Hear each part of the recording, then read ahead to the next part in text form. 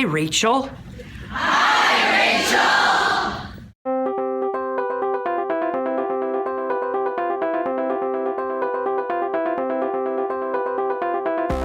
Welcome to Talking with Tech. My name is Chris Bouguet, and as always, I'm here with Rachel Madel. How's it going, Rachel? It's good. It's good. Happy to be here always, Chris. So you're back on the West Coast, right? Because you were out in the East for a while, right? Yeah. So I was in Pennsylvania last week. I spoke at Pennsylvania Speech and Hearing Association's conference, and I'm from Pennsylvania. So it was really wonderful to be there and talk to people. I saw some people that I haven't seen since grad school. So it's fantastic. So tell us all about it. How did it go? How was the session? This session was awesome. So I was talking about AAC and autism, my two favorite things. And I got a lot of amazing feedback after the presentation. The craziest thing is that right before I went on, guess who walked up to my podium? Who was there? Actually, two people walked up. Two people. One person we've had on the podcast, Eric Sanders, he was like, oh, I want to introduce myself in real life. And I was like, oh my gosh, like it's so great. You know, obviously we've had him on the podcast, but I got to meet him in real life, which was amazing. And he's doing some really cool stuff. He was presenting the following day. Unfortunately, I wasn't able to catch his presentation, but I definitely told him to come back on the podcast because he's doing some really cool research. But the second person that came up to me, are you ready for this, Chris? My AAC professor in grad school. Yeah, Joy McGowan. So I went to Temple University and Joy was my AAC professor. And it was like, I felt like I was in the Twilight Zone because here I am. And like she sat in on my session. I'm like, oh my gosh, now I'm teaching my AAC professor. But it was fantastic. I haven't seen her in years and years and years. And, you know, she said, I just signed up for your email list. And we have on my website, we have the 10 cardinal rules of AAC implementation. It's a free download. And she's like, I signed up for that. Like, I love the work that you're doing. I'm really excited to see you. And so she's doing really cool stuff. She was presenting the following day as well. So I'm like, you should come on the podcast. So lots of AAC connections. That's cool. Now, did anyone else? Did you see anyone else there? I did. You know what? So we have a big fan. Her name is Gia, and she has been following our podcast for a really long time. She's reached out to me on several occasions with questions. We've actually answered some of her questions on the podcast, but she came to my session. She's from Pennsylvania. And I think I might have told this story on the podcast before, but the way I found out about Gia was I went to a family party and, it was quite random, but my aunt came up to me and she said, I met one of your fans. My aunt's name is Maureen. She said, your name's Maureen Madel. Do you happen to know Rachel Madel?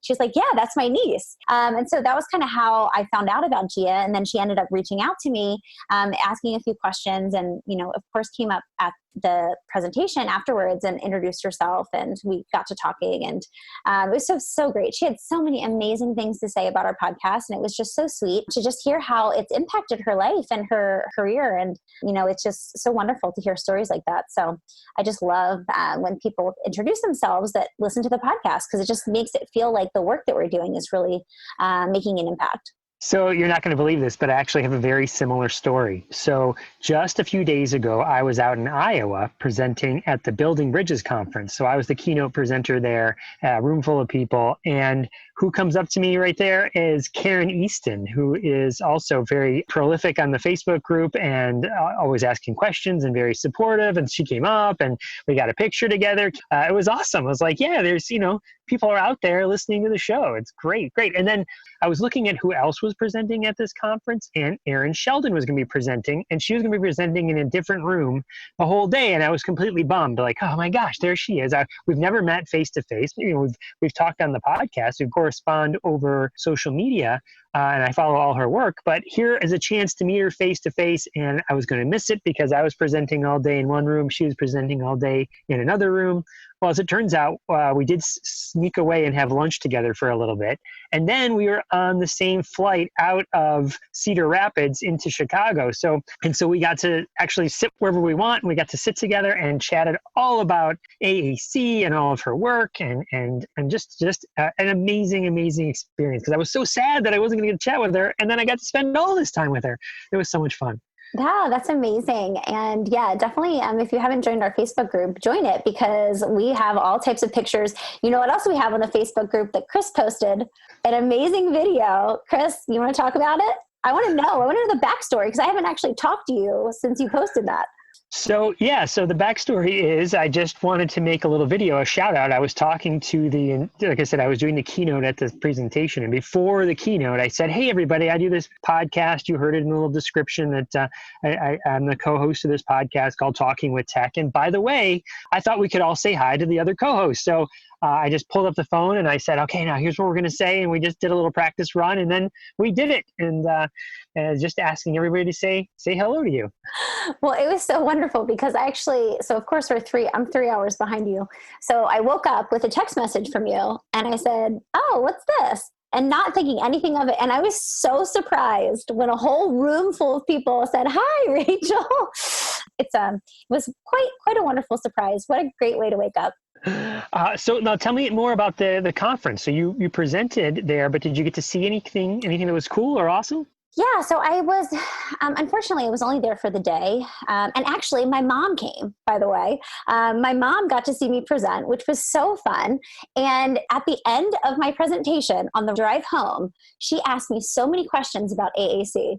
What a great litmus test, right? Like have your mom sit in on your session. Like, did you do a good job of teaching a beginner about AAC? And I did because she was asking really poignant and relevant questions. So it was really nice to have her there.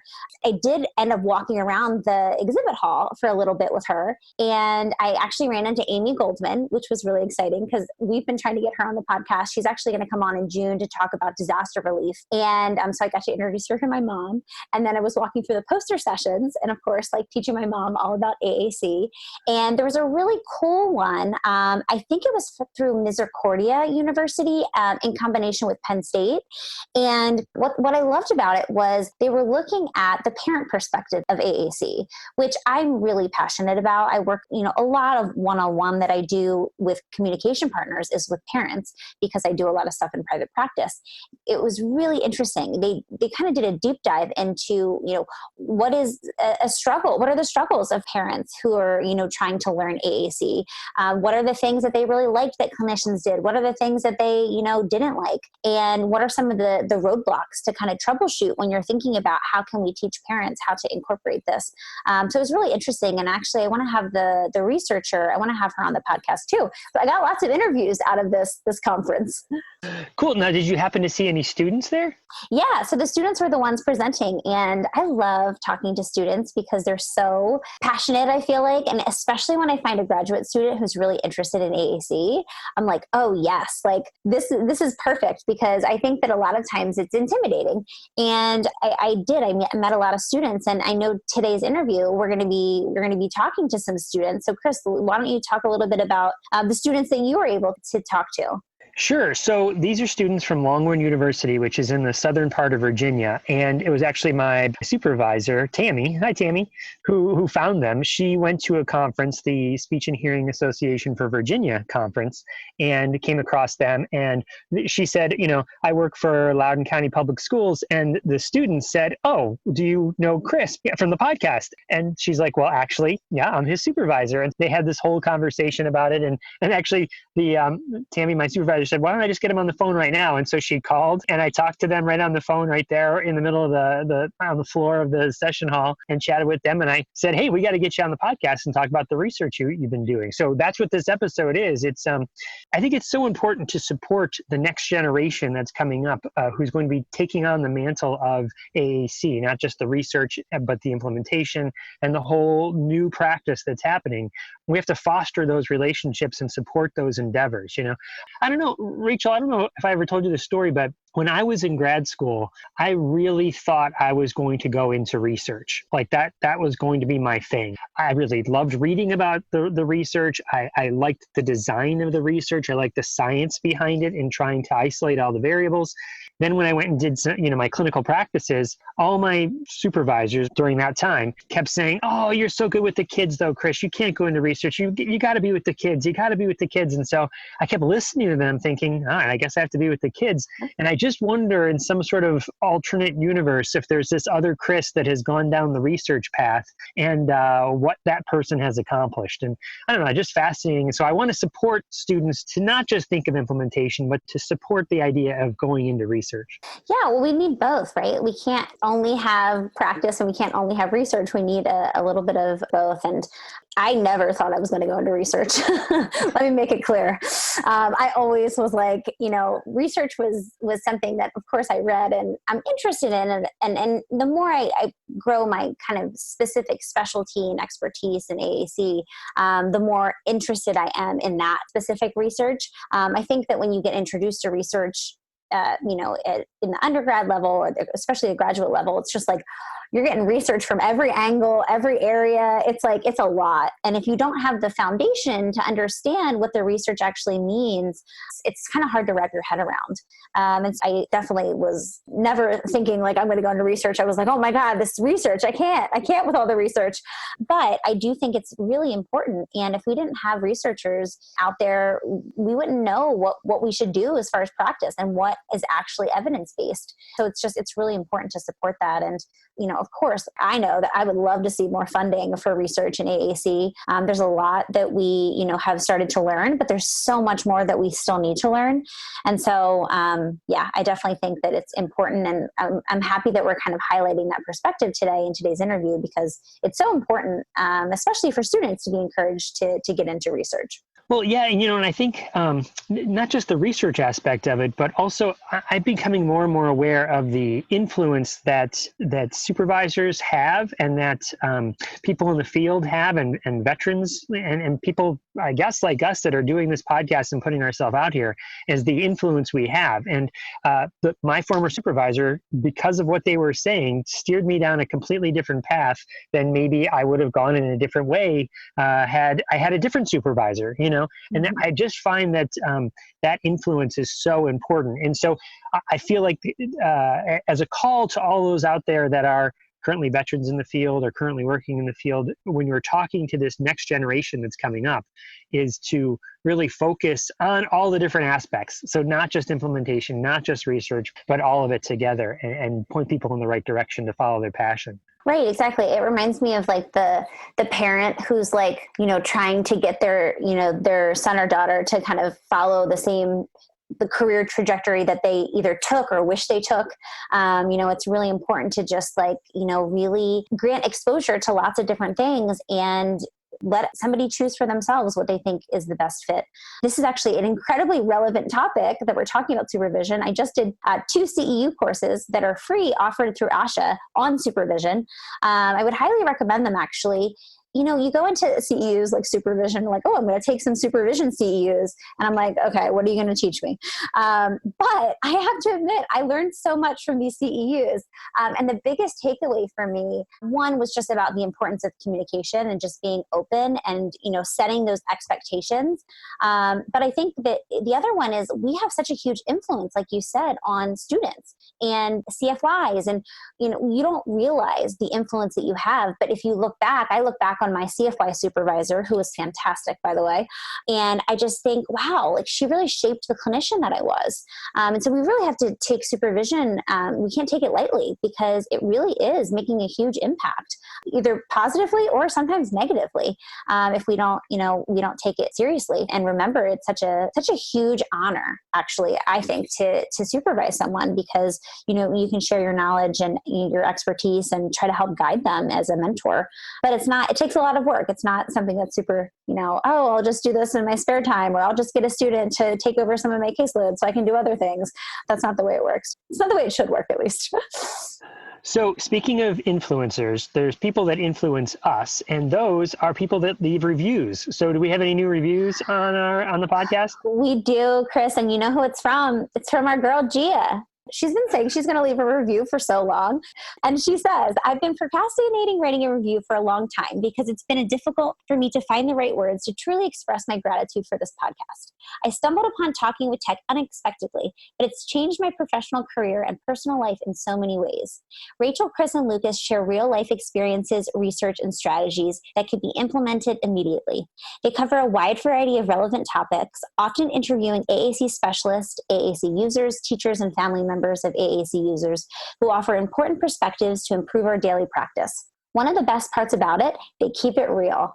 I've laughed, cried, and yelled, yes, and thank you, in agreement to the findings and struggles they share. Prior to the podcast, I felt lost and nervous about serving students with complex communication needs. Now, those are the sessions I look forward to most, and Talking with Tech has provided me with information and resources that have allowed me to feel confident enough to share my knowledge in order to educate families, staff, and fellow SLPs. This podcast helped lead me to developing a true passion and desire to specialize in AAC. Thank you for sharing your knowledge with us. You have taught and inspired me, and in turn, many students, families, and educators more than you'll ever know. Thank you, Gia, for taking the time to write that. Oh, that was awesome. I know. I wish you guys could see when we read the reviews, because our smile, like, it feels like my cheeks hurt because I'm smiling so hard. I know. I'm cramping. I need a massage. I know. But yeah, please leave us a review, guys. We love hearing your reviews and, what an impact that the podcast is making. And the more reviews we get, the more people have access to finding our podcast. So definitely go on iTunes, leave a review. If you haven't already, join the Facebook group. It's a really great place. Amazing conversations are going on in there. And I really feel like we're building a sense of community. We have like a really big Facebook group now. And I feel like, we know the people who are constantly asking questions and, leaving feedback and sharing pictures. And so I'm really excited to see how the Facebook group has really taken off.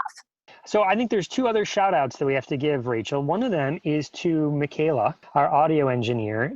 So I just heard that she got into her grad program for speech language pathology, and she's focusing on AAC. So congratulations, Michaela. We're so proud of you.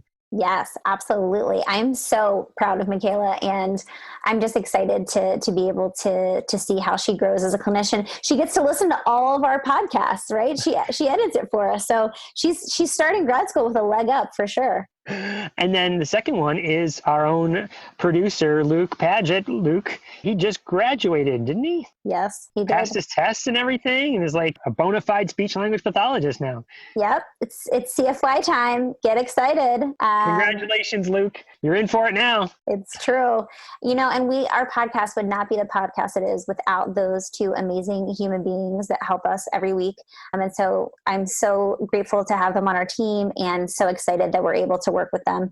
We absolutely love you, Michaela and Luke, and we wouldn't be able to do it without you. So without further ado, let's head into the interview with our students from Longwood University.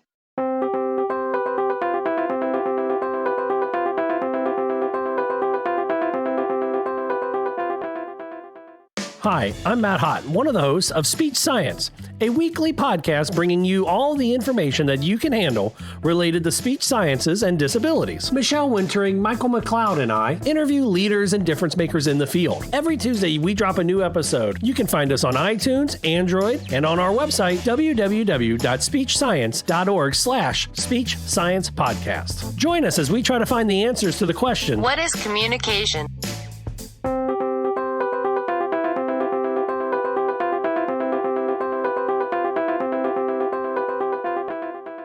Welcome to Talking with Tech. My name is Chris Bouguet, and today I have the great pleasure of interviewing 4 different people, all going to the same university. Is that right? You all go to the same university, right? Yes.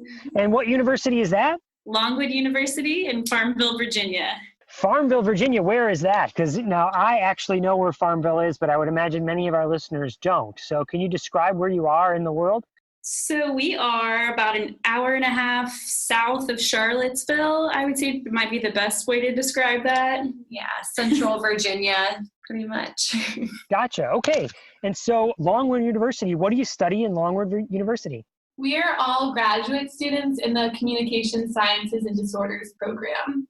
Ah, fantastic, fantastic. And so real quick, let's do introductions. So can you tell me your names and maybe a little bit about yourself and how you got interested in AAC? So my name is Courtney Kaczmarek. I'm from Maryland, and my interest in AAC comes from I used to work at a children's hospital for children with autism. I'm Payton Yates. I'm from Whitfield, Virginia. It's a small town in Southwest Virginia. And last year I worked at a school for autism and then really got into AAC after coming into graduate school. I'm Lizzie Llewellyn. I am also a first year here. I'm from Virginia Beach, Virginia, and I got into AAC at my job last year at a children's hospital.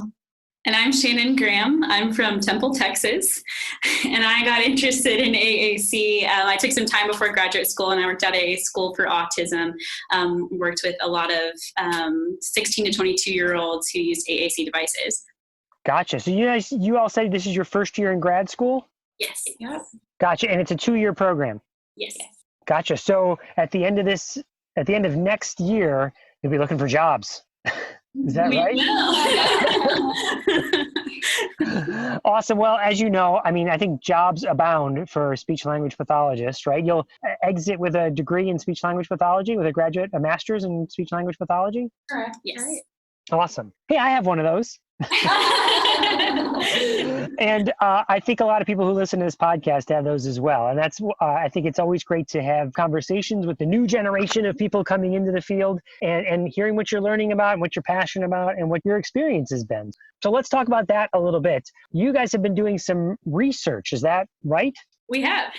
So tell me about the research. All right. Well, so our study was a pilot study. We were looking at the ProLaQuo, the app AAC device, and we were really interested in looking at the different ways people learn how to use the device, particularly teachers. So when looking at that, we decided we need to break this down into testable teaching methods for our participants. So we thought, what are the teaching methods that are available right now? So we were like, you could teach yourself if you go online and look at the online modules on AssistiveWare website or any of those. You could also just sit down with the device in front of you and just try and figure it out through trial and error. Or the best we were thinking would be one-on-one training with an SLP who's been experienced in that. Gotcha. Now, so let me ask you some questions about that. So have any of you have prior experience with ProLaQuo to Go? I got some experience at the School for Autism that I was working at. That was the main app that was used by the students there, so I got quite a bit of exposure to it. And I personally liked it. I thought it was pretty user-friendly. Their help manual online, as we were looking into which app we wanted to test, it really had a pretty thorough online help support manual with videos and text. And so that's where we decided to use as our first run with this study. Gotcha. So Shannon, how did you originally learn it? Did you sit down with a speech therapist, or did you go through the tutorials, or did you just dork around on it, banging at the keys? A little bit of both. So I was a teacher's assistant, so I did behavior therapy at this school, and the SLP would come in and work with them maybe once a week. She had a really large caseload and could not, be there as much as she wanted to. So we could watch her work with them, and then it would come time for us to do it. And we had certain tasks, certain behavior, certain goals that they were working on, and they required certain things on that device. And if the SLP wasn't there, we kind of had to just fiddle around with it and figure out how to use it, and hope that we got there without messing anything up. But that's what I found was really great about ProLaQuo, is you could very easily find the delete button if you added something that you didn't mean to. What about the rest of you? Had you had prior experience with it, or was this your first time really looking at that particular app? A lot of the kids, I was a speech language pathologist assistant, and a lot of the kids I had were nonverbal, so they had AAC devices, but not necessarily ProLaQuo to Go. I had a little bit of experience with LAMP and Touch Chat, so that gave me some background and some abilities to work with ProLaQuo to Go. Right. And I also worked at a children's hospital. It wasn't just for children with autism, but a lot of them were using AAC devices. We had an AT lab, but mainly there were Accent 800s and eye gaze and stuff like that. So I didn't necessarily work with ProLaQuo to Go. And I actually had no prior experience with AAC until coming into graduate school, and then had a client who used one. And Shannon actually introduced it to me and helped me, really learn the basics of it. So. Gotcha. So that would be another way to learn, I guess, would be from peer support. And so it wouldn't necessarily be a speech language pathologist teaching you, but it could be just a friend or another teacher. Right, definitely. Okay, so tell me about the design of your research. So like you said, you had the 3 different, how did you set it all up? When we were really looking at this, we wanted, like Lizzie said earlier, find what's realistic to teachers right now. My mother's a teacher herself, fantastic 3rd grade teacher, but she is not great with technology. So I was just thinking about if she were to have a student who comes into her class that uses an AAC device, how could she go about learning this? That kind of spawned our 3 groups. So we had the online module, so she could go home and look at the online manuals. She wouldn't have the device with her, but she could, read through all of that, watch the videos, and then come back and try it out. She could just figure it out in the moment. So that's our trial and error group. So condition number 2.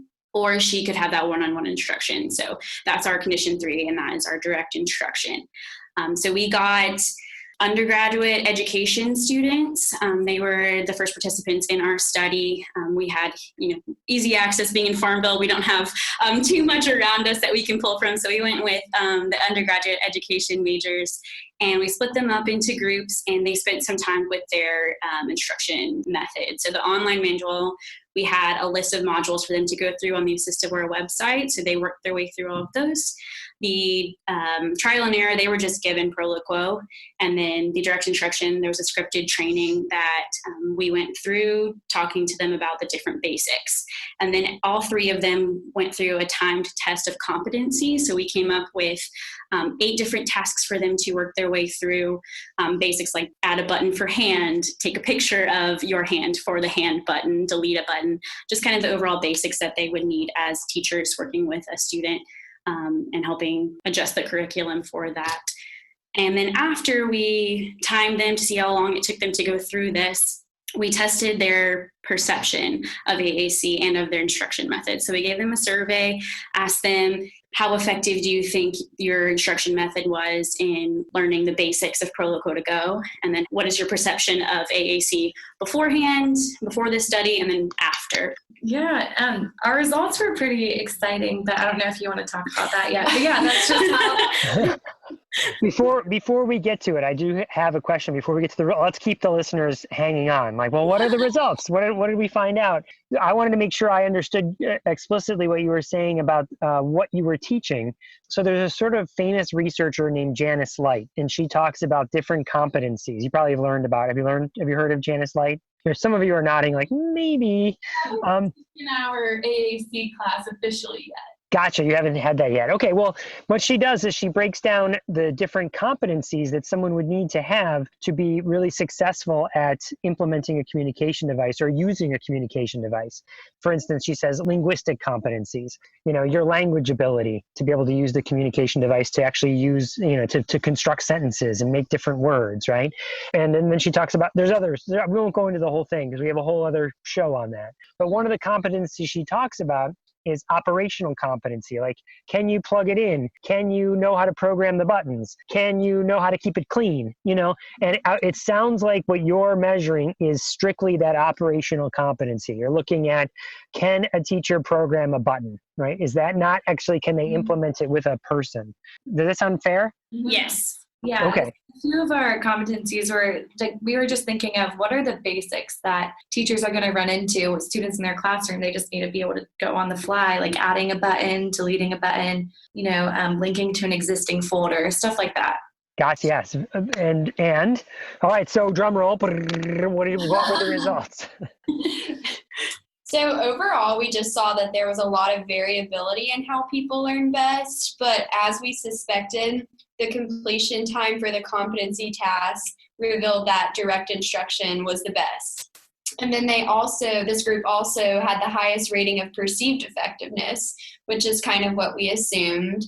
And then the trial and error perception was pretty negative for the effectiveness of the instruction method. But in general, we found that it was interesting that perception of AAC went up regardless of that instruction method. So that was pretty cool. So let me make sure I understand that correctly. So no matter what they did, anyone who spent time learning the device, whichever of the 3 different modalities they were learning it in, they had a better perception of AAC. They walked away going, yeah, I get this. Right. Regardless of the instruction method. Yeah, that's cool. That's cool. Now, it is sort of surprising to me, to be honest, that direct instruction was the best. Or when you say the best and when I say the best, it took the least amount of time to learn that. Is that what we mean by the best? Yes. Yeah.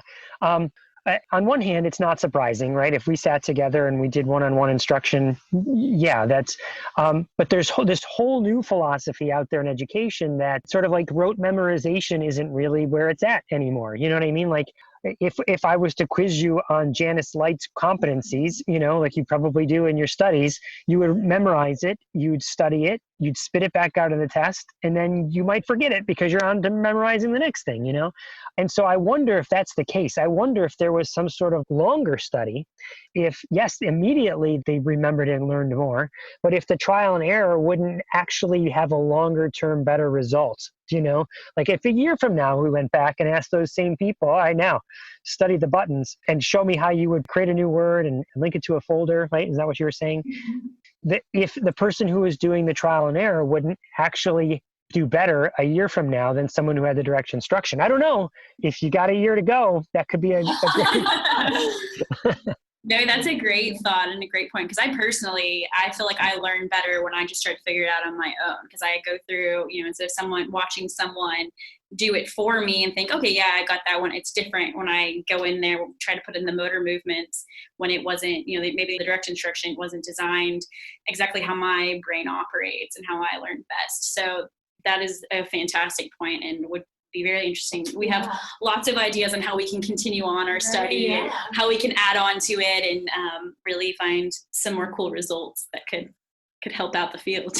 Well, that's cool. Let's come back to that in a little bit, because what do you think the results mean for people who are actually in the field? What would you want teachers to walk away with and do with this information? So what we kind of took away from it was, because our standard deviations were pretty large, and kind of, as Payton said, it kind of showed us that there's a large variability in how people learn. So how do we take that, and direct instruction was the quickest, how do we take the variability and how do we make a mass training but also make it individualized? How can we widespread a sort of training, but one that's going to be effective for everybody that's participating? So that kind of got our minds thinking about that and how we can approach just getting the word out there a little bit more too. We found an interesting research article by Patel and Kamstakwar. They piloted a training program for AAC with teachers. And before they even started the training program, they noted that teachers' attitudes toward AAC was negative across the board. But once they established that training method and the teachers actually went through kind of a structured training, those attitudes changed to the positive, which is kind of what our study showed too. But we didn't explicitly use people who had an already negative perception. So we would like to do that as well. And I think I'm jumping the gun on talking about what we were going to talk about later. But that we loved that our data kind of lined up with that study as well. Awesome. So people could go out and create trainings with this sort of information in mind, that it might decrease the amount of time that someone has to learn if you did more direct instruction.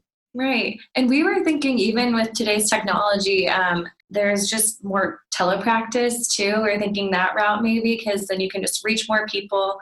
Because originally we're like, yeah, direct instruction, it probably is going to be the best, the most effective training method. But how realistic is that? Like, how realistic is it that an SLP can really take that much time? You're already so busy, with your notes and everything else, that do you have the time to go train teachers? And but with maybe telepractice or going another route like that, you can reach more people and also, train them with how they learn best, but we're not really sure about that yet.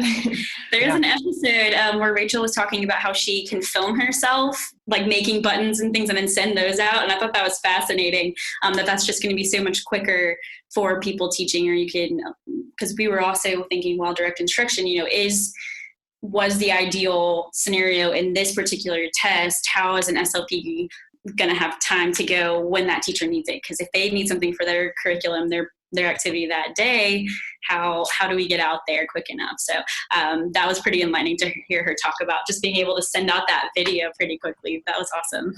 Yeah, what I think you'll find is that you need all of the modalities, right? You need to create on-demand videos. You need to do some direct instruction. You need to have a video archive, you need to have audio only in some cases, because this hits the largest number of people that way, is they get to choose the modality that works best for them in the given situation. One of the things I really like about video is the idea that, like, I would probably prefer video in some cases because I can hit the 2 times button and I can get through the direct instruction. It's sort of like direct instruction, but I can get through it in half the time, and I can always stop and rewind and watch that again. Wait, what did they do there? And that gives me that flexibility that sometimes I would not feel as comfortable if I was with another person. I'm like, oh no, what is she saying? I don't know what she's saying. And I feel like self-conscious to ask, where I can go over and over again on the video. I think you need it all. I think that's maybe one of the big takeaways. Yeah, definitely. Yeah. All right. So let me ask, if you could do it over again, what would you do? What would you do differently? Well, first of all, we would definitely have a larger N. Our study was pretty small, but it was a pilot study, so we were definitely looking at getting just as many people as possible. I think that's every research study's goal, though. And then also, like Shannon was mentioning earlier, maybe getting educators, like teachers who already have a negative attitude. That'd be interesting to look at. Yeah, I wonder how you'd find those people. Like, you put posters up around Longwood University. Do you hate AAC? Come to ours. We have a study for you. We're going to try our best we do want to continue on. We think that this has some pretty interesting implications, and, research on AAC is relatively limited from what we found. So we're going to reach out to some of the surrounding counties around here and see if there are anybody that'd be interested in participating. So I think that's the main thing that we're trying to do next, is bring it out to actual educators. And I think we're going to we'll find variability across all of it with the different instruction methods, but also I think with, teachers who've been working in the field for a long time versus, younger, used to technology teachers as well. Yeah. So what I found there, this again, just anecdotal experience there, is that age for some reason doesn't seem to matter. You'd think it would, right? You'd think, well, geez, if I was sort of a veteran that was kind of stuck in my ways, that maybe I would not want to adopt new technologies, or I'd be scared of it, or I wouldn't be as comfortable pushing the buttons on a new fandangled device. But I find that there are many younger people that they know how to use touchscreen technologies, but they don't use these touchscreen technologies, And then there are more veterans that, because they've been thinking about augmentative communication, they've been thinking about technology for education. When they get a new app or a new system, they're not familiar with the touchscreens or how to use them, but they can learn it relatively quickly because they get the overall concept. So I think it's going to be fascinating. I think it'll be a good thing to suss out in the research, is to see if age truly matters, Yeah, that's fascinating to hear. I just knew with my mother and her, we talked about copy paste for a really long time. So seeing kind of how that would work. And we also thought it was really interesting when we were presenting at the Virginia conference, that how many SLPs came up to us and were like, we don't know how to use it either, which was very interesting to see that we have one class on it, and I know we're probably the only ones in our class that are interested in AAC, as a future career path. Well, those other people, I hope you give them this episode to listen to, because the truth is, once you get out there, it's going to be a lot of AAC, whether you're working in the schools or with adult settings.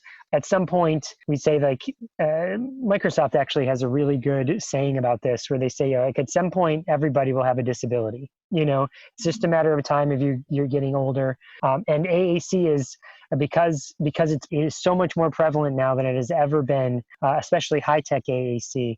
People need to know it, And so, I think you're right. There's probably a lot of speech therapists that have been out working in the field, and they have not had exposure yet, but they're all there trying to learn more about it. That's why you were at the SHAV, the Speech and Hearing Association of Virginia conference. Yes. And I think that's, many of them would go there looking for more AAC knowledge, because they realize that it's something that they didn't get in their university level back in the day. So the fact that you have a course on it is awesome. It's a good start. We're excited. And then also this podcast has been super informative since we haven't had that class yet.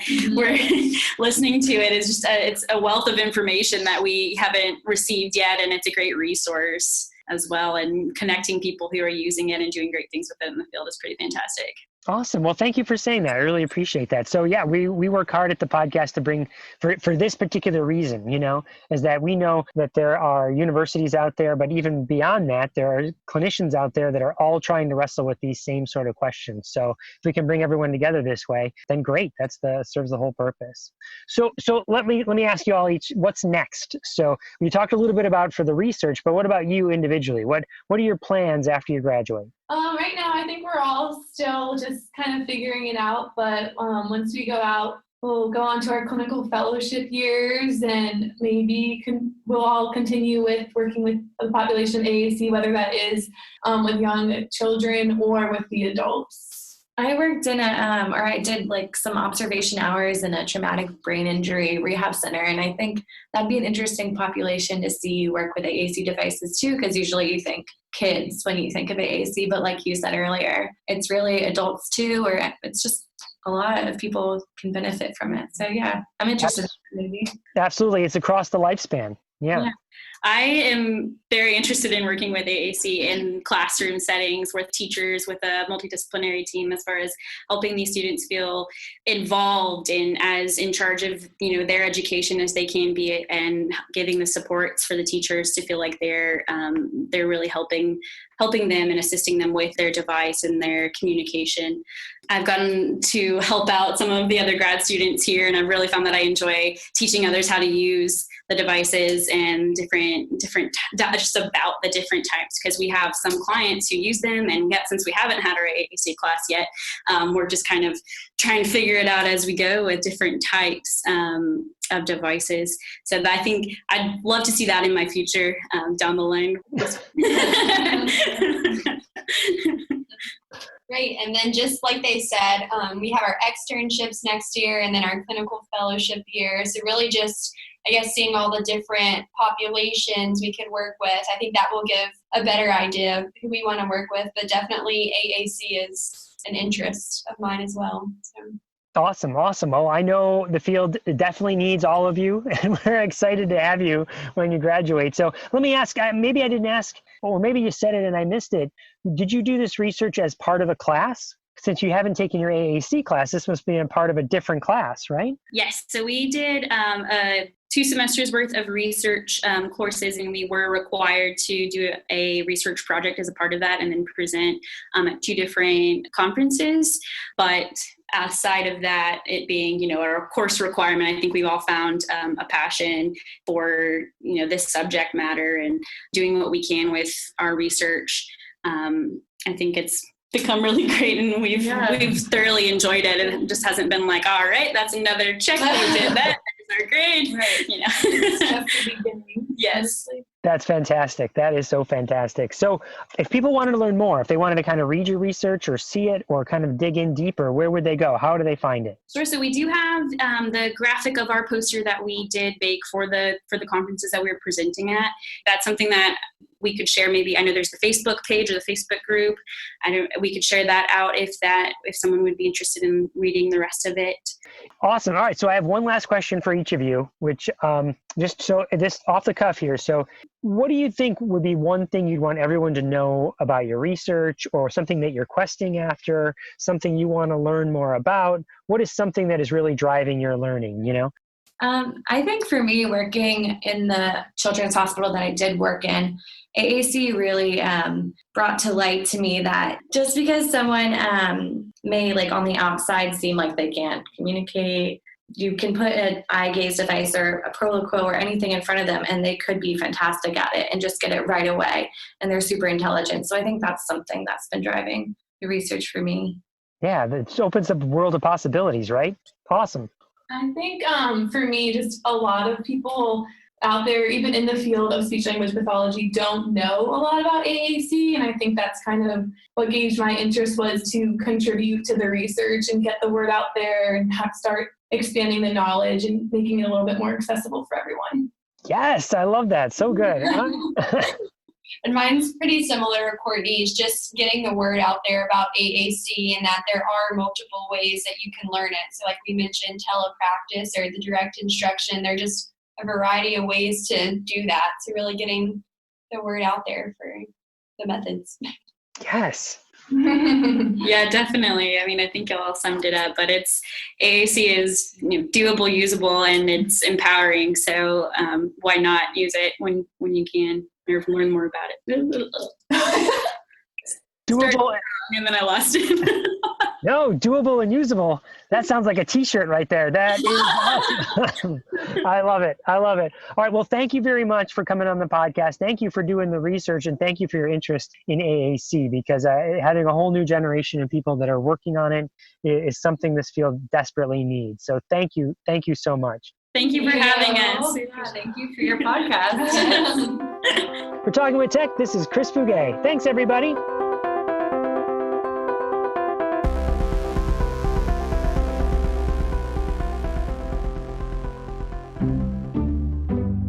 You're listening to the Exceptional Podcast Network.